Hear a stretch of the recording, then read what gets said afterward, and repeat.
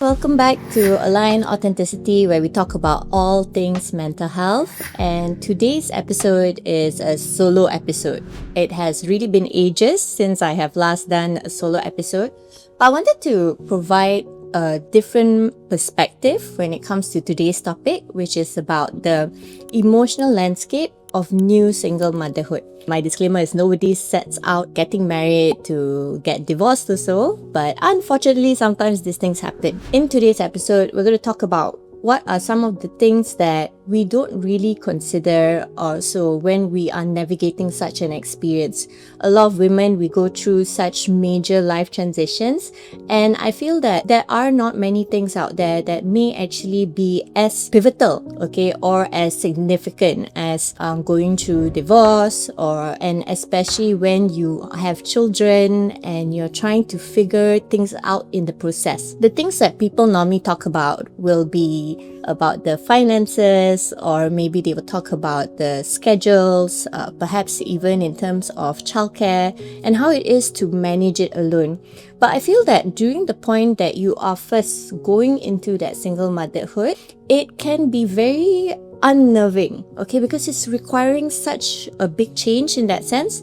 And through this episode is where I also hope that I can share some of this so that it gives you a bit more information. And as you're going through what might be a very difficult or challenging point of your life, I hope that some of these things that I share will also help you understand yourself a little bit better, and hopefully it gives you some hope and some comfort in terms of moving forward. Because what surprised me also when it came to it, like I said, is not just about the practical side, but there are so many different changes that happen in terms of our emotions and even our sense of identity, which I feel people don't really talk about or discuss. The first part of it was that I was also surprised by how confusing some of our emotions can be.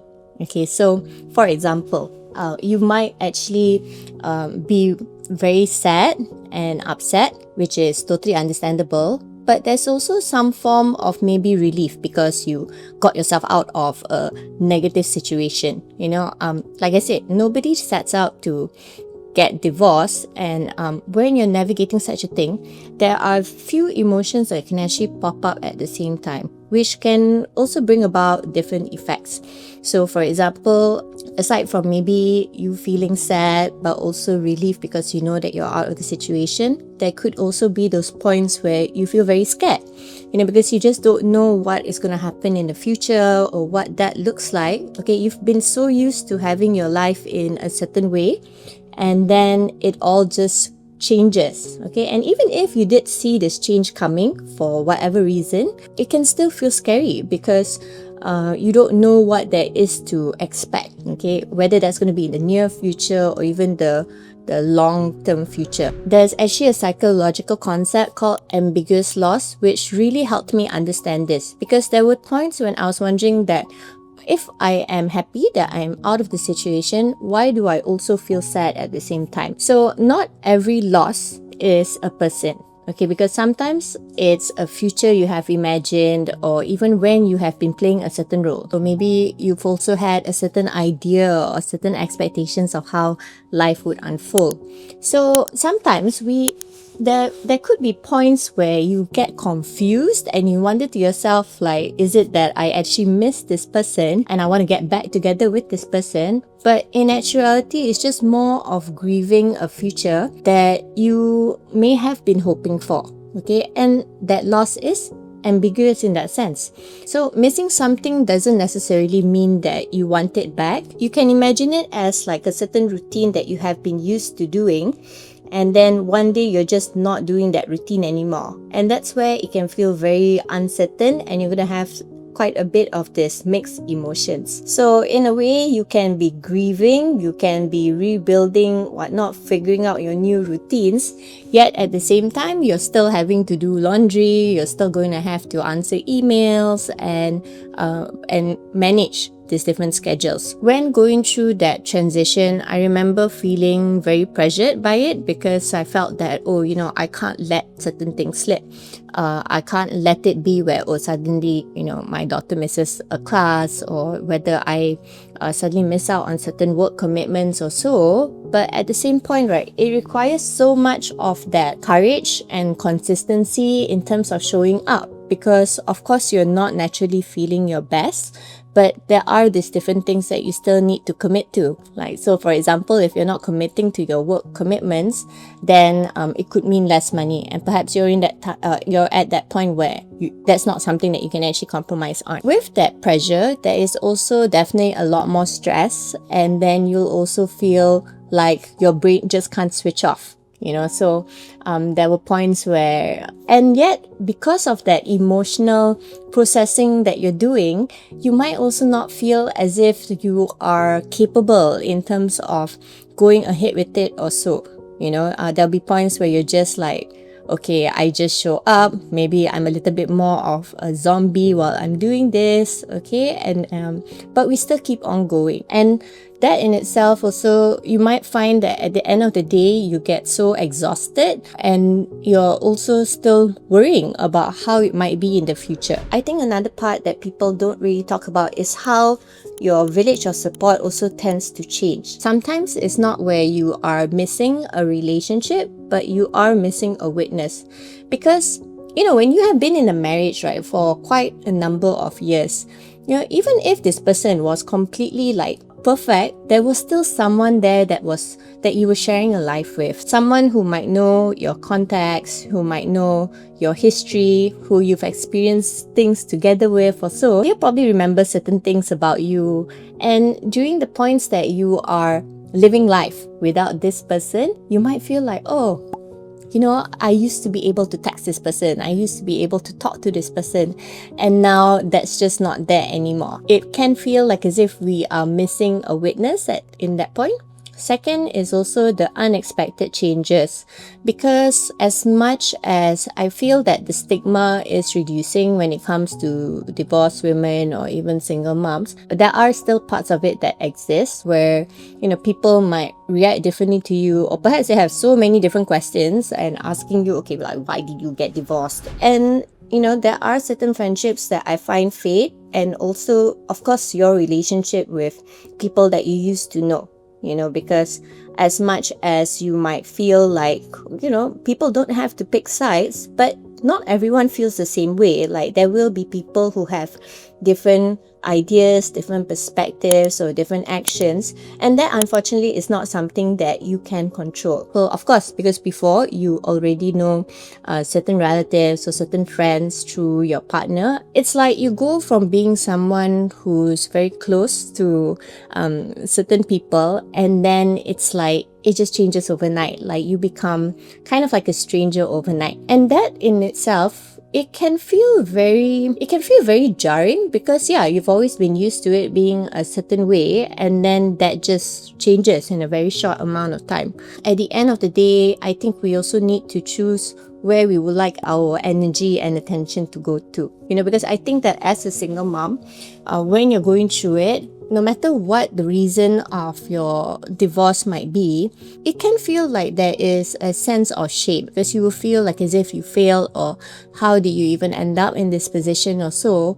And of course, nobody would want to willingly put their kids through that. In my case, I was also very blessed, because when it comes to my daughter's father, after we went through that transition, our relationship also did deepen, as in we became much more understanding and we became better friends. And I'm so glad that actually my daughter also has that very firm, solid father figure in her life. And even our relationship as co-parents, it has been much better. Again, that was not something that happened overnight, but it was built over time. Ironically, I think that because we got divorced, it was easier for us to, or at least for me, in my case, it felt like it was easier for communication to be much more transparent between the two of us. it was no longer about him or me, but it was also more of, okay, what do we collectively think or feel, and we can just say it out loud without worrying about hurting the other person's feelings. Okay, yeah, and I found that to actually be so helpful in terms of us being friends and also going through the different life transition. Okay, and so yeah, that was actually quite surprising, and I know that a lot of people feel like, oh, it's so weird, right, where they see us together at like school events or so. But I just want to put it out there that there are these aspects of it, some of it that will be maybe a bit more negative. You might feel as if you are losing certain relationships, but you can also be surprised by the kind of relationships that you will gain in during these transitions. That support can actually appear very unexpectedly. Sometimes when we are processing something that is so heavy, okay, you feel that need to withdraw, spend time with yourself, just focus on the things that matters. Because I know that's what happened for me when it came to the first few months. Like, I just didn't really want to be around people, and I was just focusing more on work or so. But I also had people who randomly reached out and they'd be like, hey, Alia, we know something is off, are you okay? And at the start, I'll be like, oh no, I'm fine, everything is okay. But it was also when I was just like, when they just kept asking and prompting, that I decided to open up or so. At that moment, I felt, yes, that sense of shame. I felt that sense of being fragile or too vulnerable. I wasn't ready. I wasn't sure if I was ready to share that. But surprisingly, these people who reached out, there was no judgment on their part, or perhaps even if they had judged me, it was very silent. I really appreciated how they offered themselves. So it's not really me flexing or bragging. I'm just saying that sometimes the support can come up in such unexpected places when we open up. I was at the peak of those emotions. I was so surprised to hear that quite a few of them actually had similar experiences. And I think that was also very helpful, because you feel seen, you feel heard, you feel understood, even though it might not be something that the majority of people would understand. But because these people also coincidentally, they felt the same, or they have experienced something that's similar, it was so helpful in me finding my footing again. Pop up how people can actually be very willing to help you without really expecting anything in return. The relationships that carried me through weren't always the ones that I had expected. Okay, I'm so thankful for my very close friends. I think it's very important for women to actually have a very good support group. So whether that's going to be certain friends that you have been friends with for a very long time or so, or even your family members, okay, it's very important, because as you're going through this transition, as what I mentioned, is that you are at your most vulnerable. You may feel like as if, okay, you really want to be strong and go through it, that you don't really need this help. The thing is, sometimes it requires a lot more courage and bravery from our part to open up and admit that. Okay, this doesn't make you any less of a person or so, because you will be going through a lot of these different changes. So whether that's going to be from that practical side, or even in terms of your relationships, a lot of that will also change. So it helps for you to have a certain anchor there, which is your social support, the village that you have. Having the constants there also helps to reduce the extent of this change that you might feel. A lot of people will say that, oh, you're so blessed because you have this support system, that not everybody has this or so, okay? But I'm saying that it also requires for us to show up, for the right people to come in and help us out. And that can feel like the most counterintuitive thing that you want to do. You are going through this grief, you are going through this sadness, that it might feel like it's too much pressure, or that you don't want to explain it to people. So one of the other things that I had also went through was because of my work commitments. There were points where people are still addressing me as like Mrs. or Puan, and I didn't know how to tell them that, hey, actually, by the way, I am a Miss now. Okay, it just felt really odd at that point, and honestly, I was still processing a lot emotionally, that I was like, I'm not too sure that I want to take on this. I'm a very big advocate for us, when I've gotten more acceptance after that, emotional peak, right, was when I then went to them and said, hey, by the way, actually at that point was where I was going through this big thing. Okay, and I just didn't feel like I was ready to address it yet. I was surprised to see how people responded to that. They were actually very understanding. Just do it at your own time. So we've talked about the emotional aspects of it, whether that's going to be in terms of our relationships or even our emotions. But at the very core, when you as a woman, you're going into that new single motherhood, there is that question of your identity, our identity reconstruction. I'm not talking about, okay, first you are a wife and then you're not a wife also, but the core of who you are, the things that you have known about yourself also, that also tends to change when you're going through these major life transitions. And it is not something that is so obvious to us. The thing is, when you have spent years building a certain life or so, okay, and you have also known yourself as a certain way, we also tend to change how we see ourselves. We often think to ourselves, okay, once I'm going through this transition, I want to get back to the old version of myself. If you have always had certain values that are very positive and very valuable, yes, you should keep them. But a lot of the rest, right, it could also change because of these experiences that you've gone through.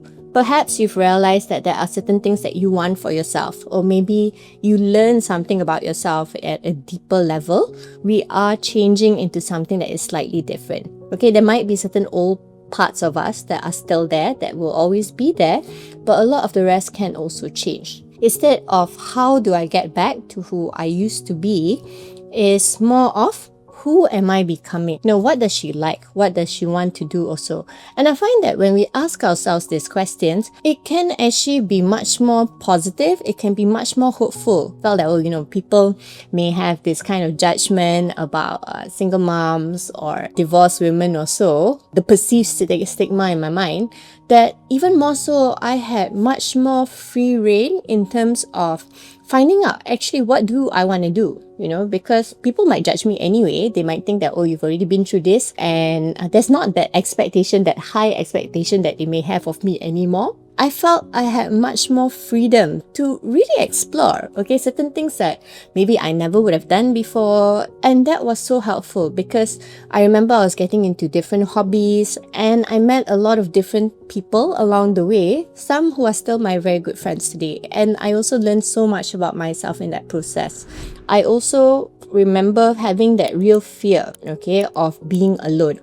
And a friend of mine had asked me, okay, Alia, would you want to get remarried again? Are you looking for someone or so?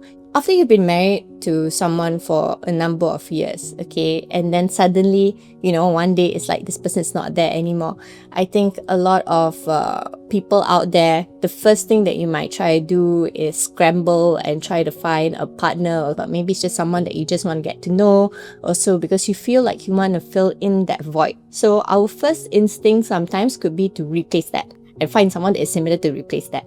It wasn't so much about wanting to have a partner, but there was a fear of being alone, of ending up alone. As a mother, you have your kids with you and then when you're going into single motherhood, that arrangement may change. And then you start to feel like, oh, maybe I want someone to be here with me. And I realized that, Alia, what if you just confronted that fear of being alone? How would you sit with yourself during those points that you are alone?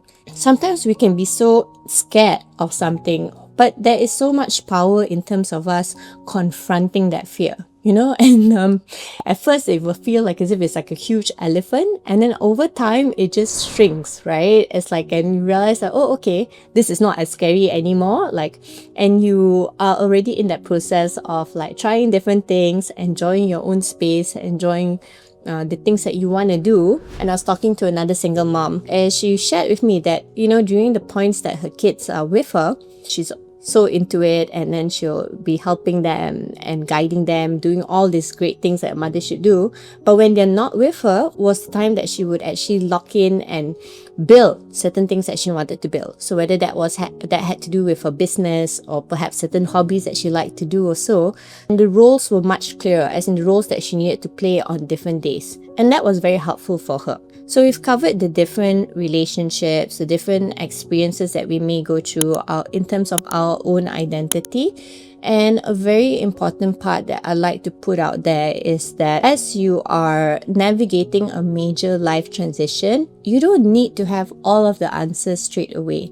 Okay, because sometimes when we go through it and because we feel so unnerved by it, we feel so intense emotionally, we're looking for very quick solutions so that we don't feel that way anymore. These mixed emotions that we may feel, you could feel a positive and a negative one at the same time, but feeling that combination of mixed emotions, it is so normal, okay? Like, I don't know why many more people are not really talking about it or so, but it is very normal. You can feel sad about something and still hopeful for the future. And that is totally okay, alright? It's not so binary. You don't have to feel just happy all the time or just sad all the time. No, missing something or missing someone who used to be in your life doesn't necessarily mean that it was the wrong decision for you to make. We will beat ourselves up and we think that, maybe it's me, I've made this decision, it's the wrong one, because I'm still missing this person. No, doesn't have to be, okay? You're just missing how your life used to be. And last but not least is that uncertainty, or you having to deal with uncertainty, figure out your new routines or your village of support and whatnot. It doesn't mean that you're failing. It is just different. And as it is with anything that is different, it will take some time for us to actually really see what are the good things in this or how we want to go about it or so. Give yourself that time and that space, okay? And that permission to feel what you feel as you're navigating it. A lot of us, we get so focused on, alright, like how we need to go about it, how we still need to be the perfect mother or so. Months after I've been through that major transition, but it wasn't easy, right? And I have a background in mental health, but it doesn't mean that it is easy for us to go through this. And it's okay for us to accept that.